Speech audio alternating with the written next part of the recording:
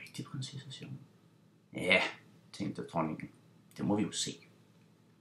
Så dronningen gjorde det, at hun gik op på det kammer, hvor prinsessen skulle sove, fjernede madrassen, og oven på sengen tog hun en lille ært og lagde.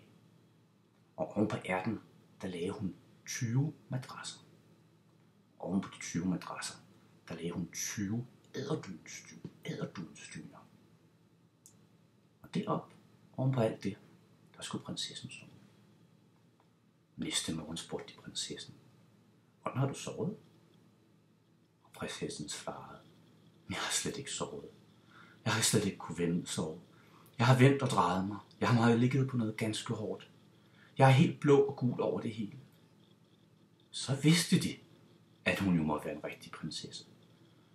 Når hun oven på 20 madrasser og 20 æderdunstyner kunne mærke en ganske lille ært, så måtte hun være